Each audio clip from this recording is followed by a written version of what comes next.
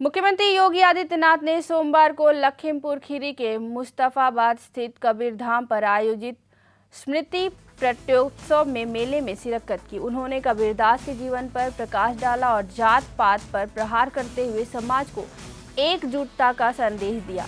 मुख्यमंत्री योगी आदित्यनाथ सोमवार को लखीमपुर खीरी के मुस्तफाबाद स्थित कबीरधाम पहुंचे। उन्होंने यहां कार्यक्रम को संबोधित करते हुए एकजुटता का संदेश दिया और मुख्यमंत्री ने कहा कि कबीरदास ने जातीयता पर प्रहार किया, जाति की विसंगतियों का कड़ा विरोध किया। उन्होंने कहा था कि जात पात पूछे ना कोई, हरि जो भजे सो हरि का होई।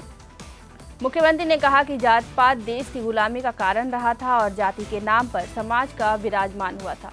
इस विभाजन से उबरने के लिए उस समय गुरु रामानंद, कबीरदास, रविदास समेत अनेक संतों ने समाज को नई दिशा दी थी। उनकी वाणी आज भी उतनी ही प्रासंगिक है जितना उस समय थी।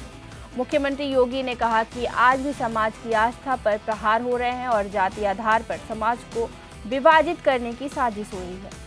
कुछ न कुछ ऐसी टिप्पणी होती है जो भारत और भारतीयता को अपमानित करती है। याद करना, जातीयता पर भी प्रहार किया था संत कबीरदास जी ने, और उस समय भी उन्होंने बहुत कुछ किया था। उनके पूज्य गुरुदेव जगत गुरु रामानंदाचार्य ने उस समय उन्होंने इस बारे में कहा था, जातीय विसंगतियों पर और उस समय की छुआछूत और अस्पृश्यता के भाव पर भी उन्होंने बहुत प्रभावी हमला किया था। उन्होंने उस समय कहा था कि जाति पाति पूछे नहीं कोई, हरि को भजे सो हरि का होई। यानी जो ये जाति पाति का बंधन जब तक टूटेगा नहीं, ये देश की गुलामी का कारण था।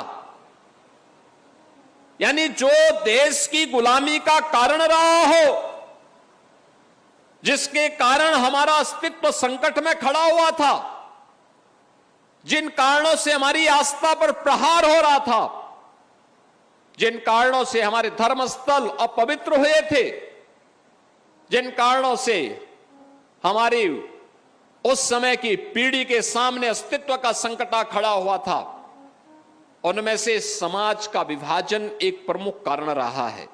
समाज का विभाजन जाति के नाम पर, छुआछूत और अस्पृश्यता के नाम पर, तमाम प्रकार के जो विभाजन थे, इस विभाजन से उभारने के लिए उस समय भी गुरु रामानंद जी महाराज ने, संत कबीरदास जी महाराज ने, सदगुरु रविदास जी महाराज ने, अन्य ऐसे अनेक पूज्य संतों ने, महाराष्ट्र की धरती पर भी तमाम ऐसे पूज्य संत हुए जिन्होंने उस समय के समाज को एक नई दिशा दी, और उनकी वाणी आज भी उतनी ही प्रासंगिक है जितना उस समय थी। उनकी प्रासंगिकता एक शाश्वत भाव के आधार पर है, और शाश्वत भाव हर देश, हर काल, हर परिस्थिति में समान रूप से लागू होती है।